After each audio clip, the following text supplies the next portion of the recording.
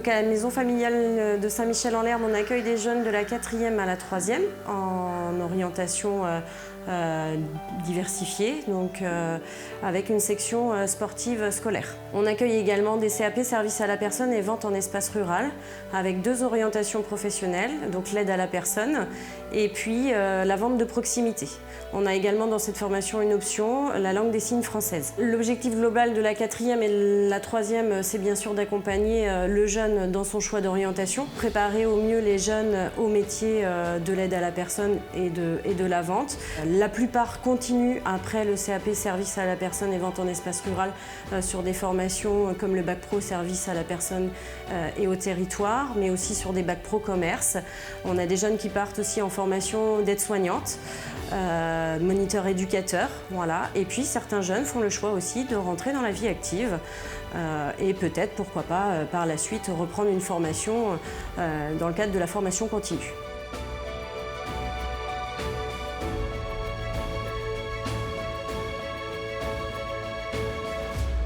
J'ai trouvé qu'à la MFR, on rentrait dans la vie active avec les stages et que les profs sont plus à l'écoute envers nous et on est beaucoup moins dans les classes, du coup c'est beaucoup moins de stress. J'ai choisi cette formation parce que du coup on fait des stages. On peut être dans les enfants aussi, on fait des stages enfants, comme là je suis en MAM. Il y en a qui sont à l'école, enfin après on a différents stages, on peut aller soit dans les personnes âgées, soit dans la vente ou les personnes ou les enfants. Et moi j'apprends à faire l'échange, à donner le biberon, à donner à manger, faire des activités. Et c'est vrai que plus on fait des stages, plus on est confiant et plus on grandit et puis on évolue.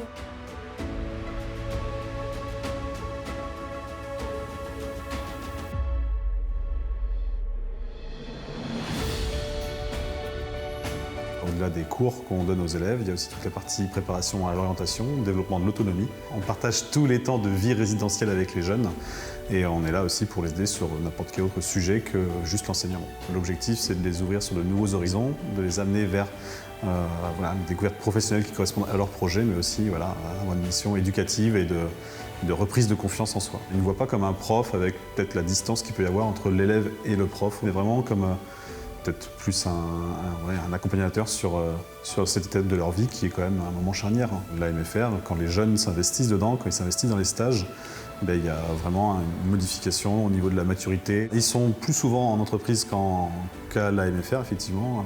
Sur le 3e, ils sont sur du 17 semaines de cours à la MFR, 19 en stage. Alors, sur les classes de 3e, c'est vraiment le savoir-être qui est important. Le savoir-faire, c'est des choses qui vraiment, quand ils sont en CAP après. Mais c'est vraiment, il faut qu'ils apprennent à s'adapter au monde de l'entreprise, aux attentes que peut avoir un maître de stage, puis un maître d'apprentissage, puis plus tard un employeur. En CAP, les savoir-être et les savoir-faire sont aussi importants, parce qu'on est sur des formations professionnelles. L'objectif, c'est que nos jeunes en fin de CAP puissent rentrer dans le métier. Au-delà de la partie stage, lorsque les élèves ne sont pas physiquement à la MFR, il y a aussi l'accompagnement qui se fait sur le travail. On est toujours disponible, nous les moniteurs, s'ils ont des questions par rapport au cours, par rapport à l'orientation, on est disponible par les boîtes mail, par le téléphone, par les réseaux sociaux. Les 19 semaines de stage font partie de leur formation et donc nous, ça fait partie aussi des temps pédagogiques et éducatifs qu'on a avec eux.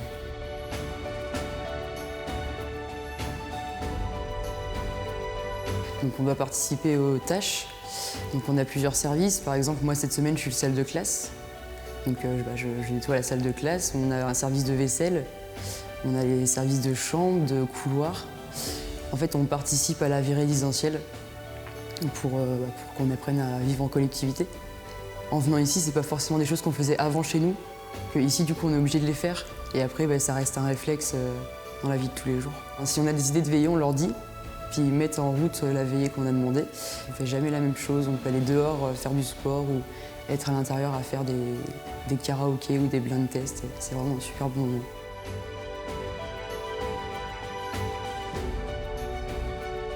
En fait, la MFR peut permettre à des enfants de réussir leur scolarité d'une façon différente d'autres établissements.